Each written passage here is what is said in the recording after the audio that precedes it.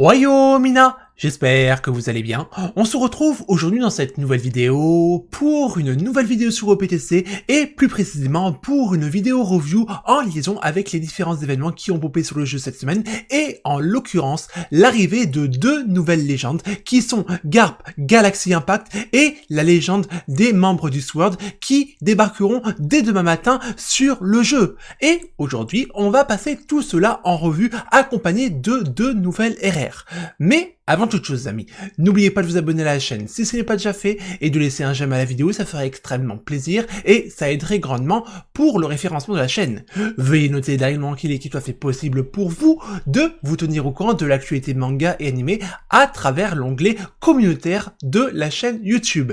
Et ben écoutez, maintenant que tout cela est dit, nous on va enchaîner en s'orientant vers la galerie des avis du jeu. Pop, pop, pop, let's go, c'est parti. Alors, je prends le petit téléphone. Ah. Voilà. Et voilà. Alors, voilà ce qui est apparu aujourd'hui sur le jeu. Donc, la nouvelle bannière qui arrivera dès demain matin et qui durera du coup du 28 septembre 5h du matin au 27 octobre. Et c'est un SugoFest qui sera divisé en 3 parties différentes avec un taux d'obtention de légende de 10%. En dessous, nous avons également le teasing de la prochaine session PK qui mettra en avant Aokiji, puisque là, on est sur les événements qui font office de combat entre Garp et Aokiji sur l'île de la Ruche. Et maintenant que tout cela est dit, nous allons rentrer et voir ce que nous réserve ce fameux SugoFest intitulé Héros de la Marine. Ça promet, moi je vous le dis, je vous le dis. Alors, on descend, voilà, les nouveaux personnages Garp et Prince Glaze, Kujaku et Ibari débarquent en tant que personnages exclusifs au SugoFest avec voix intégrée.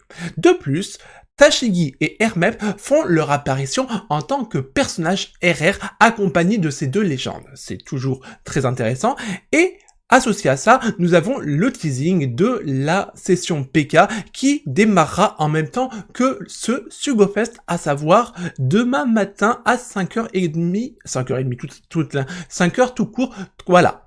Ensuite, on descend.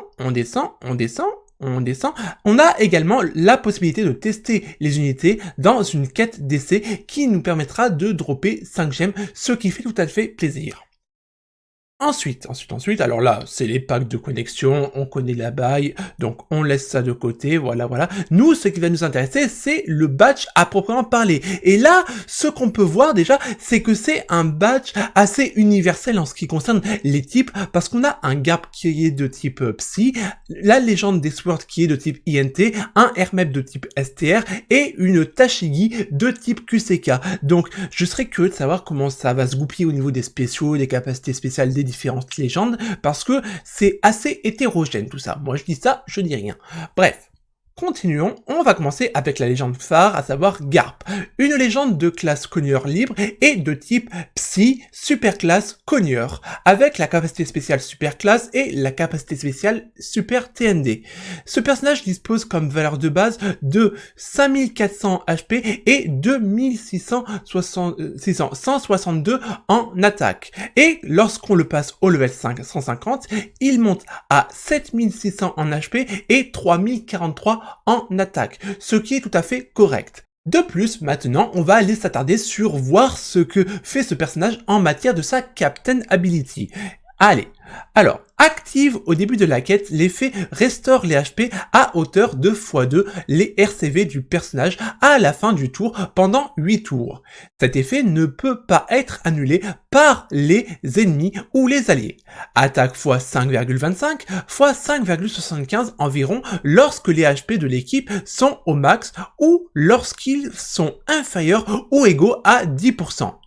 Et HP x 1,5 pour les personnages de classe cogneur et libre, attaque des autres personnages x 4,5 c'est pas beaucoup, rend les cercles Psy, RCV et TND avantageux pour l'équipe en appuyant sur ce personnage lorsque ce dernier a un cercle RCV, rallonge de 3 tours Les effets de heal dont bénéficie l'équipe lorsque l'équipe est composée de 6 personnages de classe Connier ou lorsque tous les types y sont présents. Permet de restaurer les HP de l'équipe jusqu'à 2 fois leur valeur maximale en ignorant leurs limites. Les effets en ignorant leurs limites. Ah, attendez, je me suis répété. Les effets augmentant la limite ne peuvent pas se cumuler au-delà de la valeur maximale. Le traitement sera le même que lorsque la jauge est à son maximum. Et lorsque les effets de bonus de puissance sont activés par un coup spécial de l'équipe, change ces effets indépendamment à leur nombre de tours et rallonge de 2 tours les effets de heal dont bénéficie l'équipe. C'est pas mal du tout, c'est pas mal du tout. Maintenant, que fait-il sur son spécial?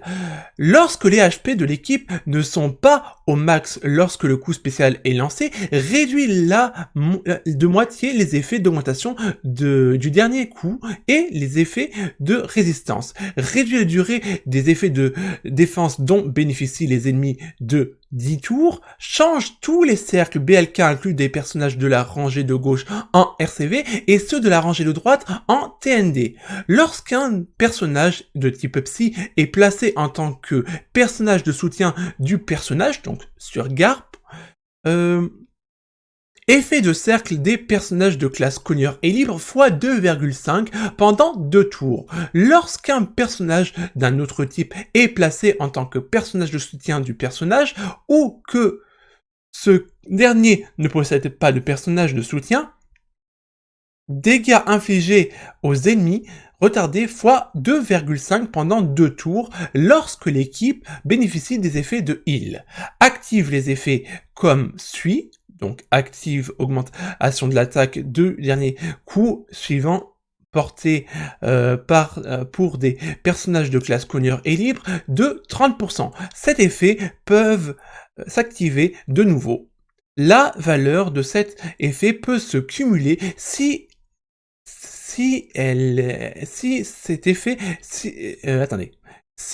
effets similaires sont activés, mais aura pour limite maximale de 100%. L'effet sera activé lors du dernier coup porté par le dernier personnage pouvant attaquer, et ce, peu importe son type ou sa classe. Et applique moins 10% à la résistance de tous les ennemis aux personnages des classes Connier et libre pendant un tour lorsque la durée des effets de heal est inférieure ou égale à 6.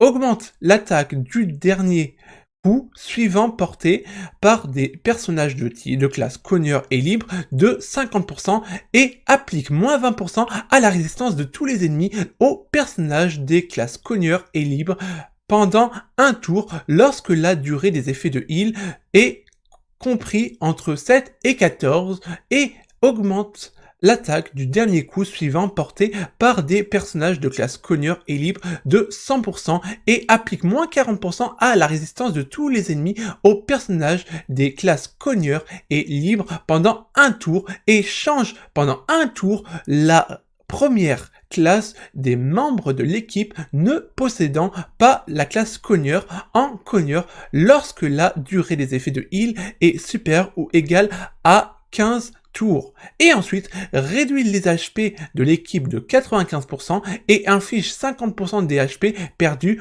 en dégâts non élémentaires à tous les ennemis et réduit la durée des effets de heal dont bénéficie l'équipe de 10 tours. Et ben non d'un petit bonhomme, moi je vous le dis, c'était chaud. Et je me suis pas trop planté, paradoxalement, hein, franchement. Mais là, très sincèrement, les amis, moi, il me faut la quête d'essai pour que je me fasse une idée de ce spécial, parce que là, regardez la longueur du spécial, regardez. Mais ça, c'est même plus un paragraphe argumenté, c'est une histoire à proprement parler. Moi, je sais pas ce que vous en pensez, mais là, la Bandai, c'est défoulé. Hein. Ensuite, pour maintenant son super classe. Alors, condition d'activation, lorsque l'équipe comprend au moins un des personnages parmi les suivants, donc Luffy, Ace, Roger, Kobe, Tashigi, Hermep, Prince Glaze, Kujaku, Ibari, Kuzan. Les personnages de soutien sont exclus et les personnages doubles comptent pour 1. Et son coup spécial retarde tous les ennemis de 1 tour, active garde HP 90% pendant un tour, rallonge de 2 tours les effets de bonus de puissance et de heal dont bénéficie l'équipe et renforce les personnages de classe cogneur en les transformant en personnages super classe cogneur. Ok. Et son super tandem, condition d'activation lorsque les HP de l'équipe sont inférieurs ou égaux à 10% et que l'équipe comprend un des personnages suivants dans son équipe. Donc Luffy, Ace, Roger, Kobe, Tashigi, Hermep, Prince Glaze, Kujaku, Ibari, Kuzan, bref, les mêmes que pour le super classe. Et ensuite, pour son effet, attaque tandem pour les personnages de la rangée du milieu x 2,5 pendant un tour et attaque tandem pour les autres personnages x 2 pendant un tour. Ok, donc il faudrait mettre des personnages de la même classe et qui sont boostés au milieu et pas sur la dernière ligne. D'accord, ok, pourquoi pas? Pourquoi pas? Pourquoi pas? Ok, bah écoutez, moi je trouve que c'est une bonne légende. Je trouve que c'est une bonne légende.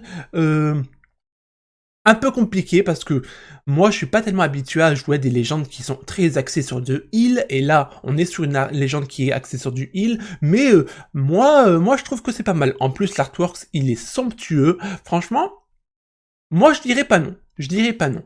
Je vais juste regarder quand même ce qu'il fait en matière de soutien. Ok, ok.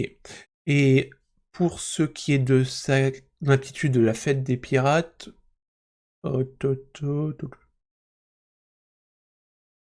augmentation de défense, ok. Ouais.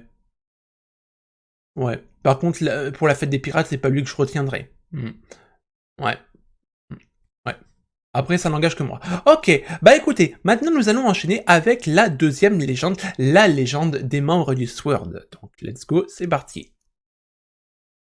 Alors, une légende de type INT et qui est en super type avec les classes ravageur et tireur. Et ce personnage possède des statistiques de base de 5393 en HP et 2159 en attaque. Et lorsqu'on le passe le level 150, il monte à 7589 en HP et 3038 en attaque, ce qui est relativement correct. Maintenant, nous allons voir sa Captain Ability. Ah, c'est court, c'est pas mal, c'est court là, c'est bien, c'est bien. Réduit le temps de chargement des coups spéciaux de l'équipe de 1 tour au début de la quête, attaque x 4,5 x 5,75, là aussi on est sur presque du x6, là c'est bien, environ lorsque l'équipe comprend des personnages de classe cogneur, sabreur, ravageur et tireur. Et HP x 1,25 pour l'équipe rend les cercles INT et RCV avantageux pour l'équipe lorsqu'un coéquipier de classe cogneur, sabreur, ravageur ou tireur utilise son coup spécial, réduit le temps de chargement du coup spécial du personnage de 3 tours. Cet effet peut être utilisé 8 fois au maximum et 4 fois au maximum durant le même tour. Ok. Ah, intéressant. Intéressant comme Captain Ability. Franchement, c'est pas mal du tout. Au niveau de son spécial, il fait quoi? Réduit la valeur des effets de dommages résolve dont bénéficient les ennemis de 90%. Les hausses ou diminutions de valeur d'effets ne sont appliquées qu'une fois au total. Inflige des dégâts INT équivalents à 200 fois l'attaque du personnage à tous les ennemis à la fin du tour pendant 3 tours. Pas mal du tout, pas mal du tout.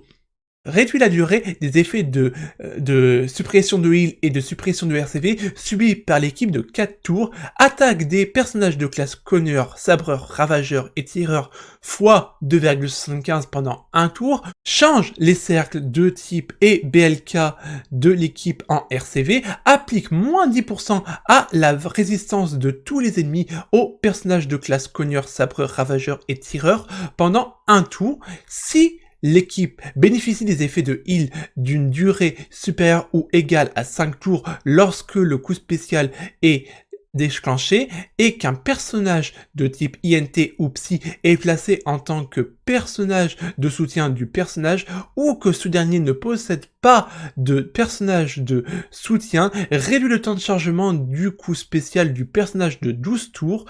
Lorsqu'un personnage de type STR, Dex ou QCK est placé en tant que personnage de soutien du personnage, réduit le temps de chargement des coups spéciaux des personnages de la rangée inférieure de 4 tours. Ah, c'est pas mal du tout ça. L'effet réduisant le temps de chargement au coup spécial d'unité Elite Secret Sword au quartier général de la marine ne peut s'activer qu'une fois lors d'une quête, et ce même si ce coup spécial est utilisé de nouveau, et ensuite restaure 9292 HP à la fin du tour pendant 7 tours. Et bah écoutez, c'est très prometteur. Franchement, cette légende, c'est un peu une légende passe-partout, c'est un peu un couteau suisse dans la mesure où elle fait énormément de choses, elle booste énormément de classes. On est quand même sur une légende qui booste les cogneurs, sabreurs, ravageurs, tireurs, elle booste les INT, les psy, elle booste les personnages global, c'est vraiment un couteau suisse. Franchement, moi je l'aime beaucoup cette légende, moi je l'aime beaucoup. Ensuite, on enchaîne maintenant avec son super type. Alors son super type, condition d'activation, lorsque l'équipe comprend un des personnages suivants, donc mon Kiddy, Garp, Kobe, Hermep, X-Drake, les personnages de soutien sont exclus. Et au niveau de son spécial, alors, réduit le temps de chargement des coups spéciaux des personnages de la rangée supérieure. Attendez, pourquoi de la rangée supérieure puisqu'on est en capitaine? Ah ah. Ça voudrait dire qu'il faut la jouer sur la rangée du milieu? Ah ah. Ok.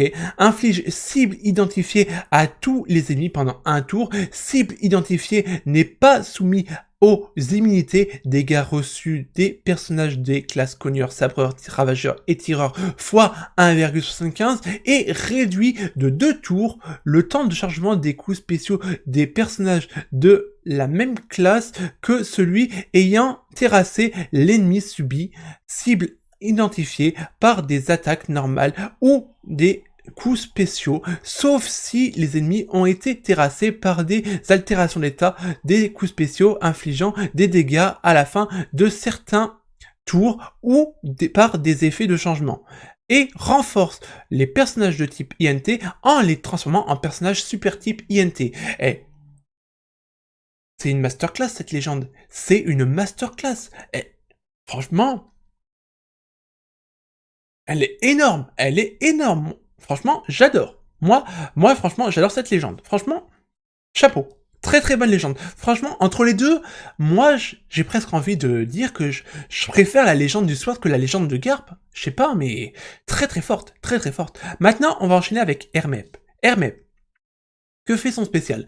Réduit la durée de paralysie subie par l'équipe de 6 tours, ajoute plus 1,4 au multiplicateur de combo pendant 2 tours, ajoute au bonus de timing des dégâts non élémentaires équivalents à 80 fois l'attaque du personnage ayant utilisé ce coup spécial pendant 2 tours, si l'équipe bénéficie des effets de bonus de heal d'une durée supérieure ou égale à 5 tours, lorsque le coup spécial est déclenché, ajoute plus 0,3 supplémentaire aux augmentations des effets de type et des effets de cercle dont bénéficie l'équipe, et si l'équipe bénéficie des effets de heal d'une durée supérieure ou égale à 7 lorsque le coup spécial est déclenché, retarde tous les ennemis de 1 tour en ignorant leur effet de retard annulé de immunité contre toutes les altérations d'état ou des immunités excepté contre certaines altérations d'état. Ok. Pas mal le Hermap, il est vraiment pas mal. Franchement, bonne aptitude de spécial.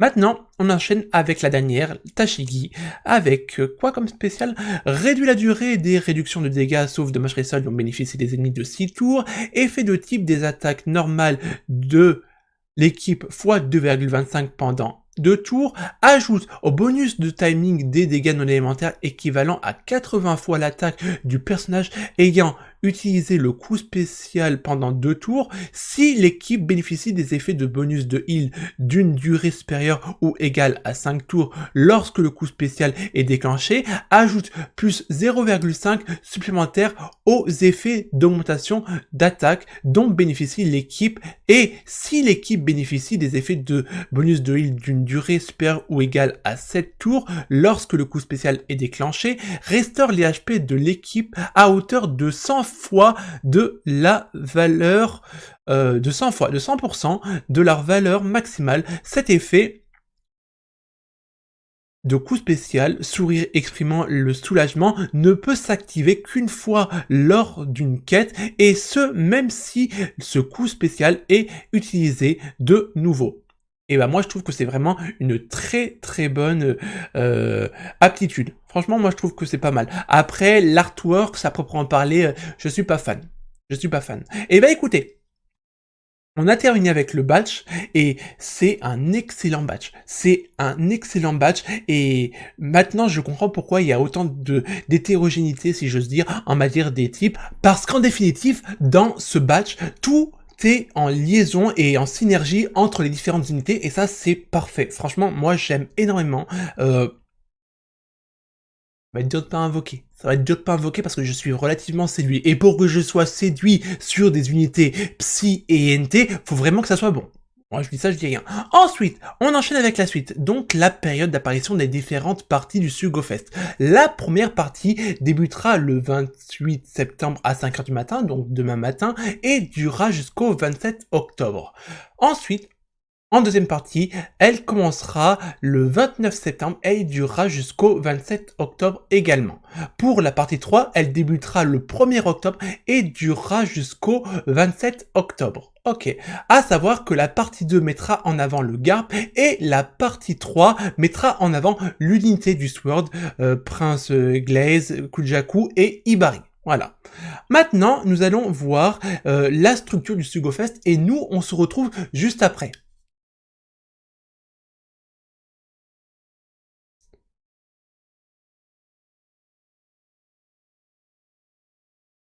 Voilà, donc comme vous avez pu le constater, il faudra faire 30 multi dans la partie 2 et la partie 3 pour se garantir l'une des deux légendes. Ce qui est tout à fait normal, c'est à peu près classique à ce qu'on a l'habitude, et franchement, c'est pas mal. Maintenant, nous allons voir la structure au niveau des personnages. Donc on va commencer avec la partie 1. Dans la partie du 1, on commencera avec les deux légendes qui seront mises en avant, donc la légende de Garp et la légende du Sword, accompagnées de Lo et Bippo en mode travesti lié au fighting qu'il y a eu sur l'île de Winter Island. Ensuite, Killer et Kid. Ensuite, on a Burgess, on a Boa Hancock, Momonosuke, Uta, on a Izo, Robin Koala, Shanks, Baggy le Clown, Barbe Noire versus Barbe Blanche, Queen, on a Killer, on a Barbe Blanche, on a Sengoku, on a la légende du Alunit film Red Usopp Yasop, on a le duo Sanji Zoro en mode estival, on aura également Kid, Brook, Inuarashi, Boa Hancock Halloween, on aura Marco, Shanks Halloween, Katakuri Super Type, Ace Halloween, Shirahoshi Mancheri, Big Mom V2, Sabo et le Sabo Lucy. Donc il y a pas mal de légendes, c'est pas mal du tout. Ensuite, on enchaîne avec la partie 2 et les légendes qui sont associées à cette partie. Donc on a Garp qui sera mise en avant dans cette partie, associé à Sanji des souvenirs de l'équipage. On aura également Sugar et Doflamingo, Bonnie, Yori, Momonosuke, la légende de la rêverie, Albert.